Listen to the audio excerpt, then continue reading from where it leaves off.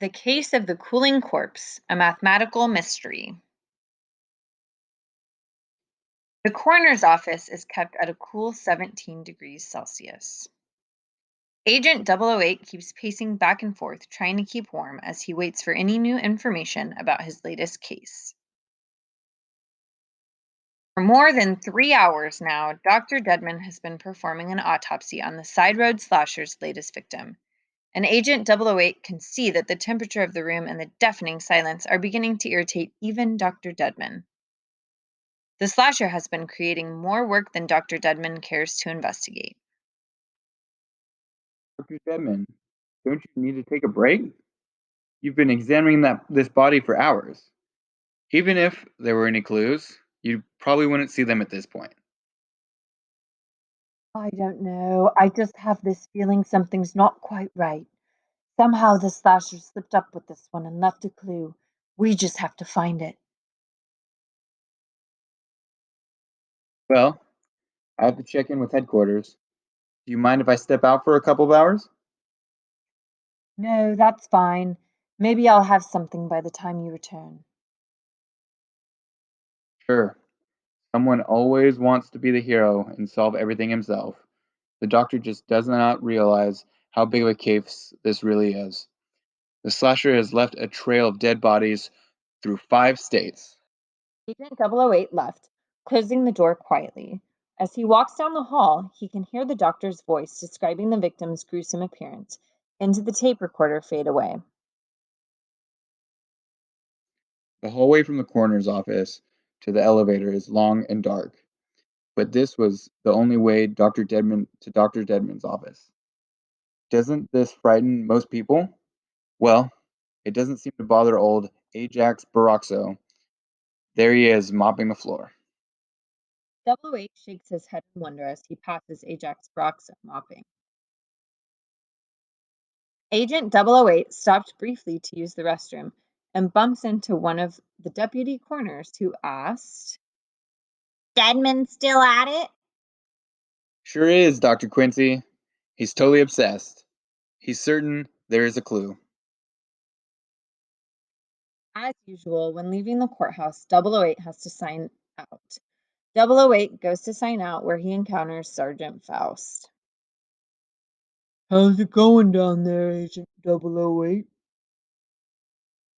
Faust spends most of his shifts monitoring the front door, forcing all visitors to sign in while he records the time next to the signature. Agent 008 wonders if Faust longs for a more exciting aspect of law enforcement. If I were doing Faust's job, I would go a little stir crazy sitting behind a desk all day. Why would someone become a cop just to do this? Dr. Dedman is convinced he will find something soon. We'll see. It's already 10 minutes before 2. Will I make it back to the headquarters before the chief leaves? Well, good luck. 008 heads out the door. It is later in the afternoon when Agent 008 returns to the courthouse, sighing deeply. Would the secret guest please sign in? Sign in again? Annoying. 5:05 p.m.? Wow, I hadn't planned on being gone so long. For a moment, Agent 008 sees a positive point to having anyone who comes in or out of the courthouse sign in. He knows by quickly scanning the list that Dr. Dedman has not left. In fact, the old guy must still be working on the case. As he approaches the coroner's office, he has a strange feeling that something is wrong. He cannot hear or see Dr. Dedman. When he opens the door, the sight inside stops him in his tracks. Evidently, Dr. Dedman is now the newest victim of the slasher. But wait, the other body, the one the doctor had been working on, is gone. Immediately, the security desk with its annoying sign-in sheet comes to mind. Yes, there are lots of names on that list, but if he could determine the time of Dr. Dedman's death, he might be able to scan the roster to find the murderer. Quickly, he grabs the thermometer to measure the doctor's body temperature. He turns around and hits the security buzzer. The bells are deafening. He knows the building will be sealed off instantly and security will be there within seconds. Faust rushing in. Oh no, how could this happen? I spoke to the doctor less than an hour ago. As the security officers crowd the room, Agent 008 explains what he knows, which is almost nothing. He had stopped long enough to check the doctor's body temperature. 27 degrees Celsius. That's 10 degrees Celsius below normal.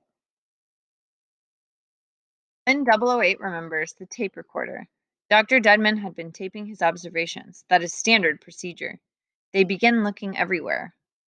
The slasher must have realized that the doctor had been taping and has taken the tape recorder as well. Some time later, The thermometer is still in Dr. Dedman's side. Exactly an hour has passed during the search for the thermometer. Clearly reads 24 degrees Celsius. Now I can determine the time of death.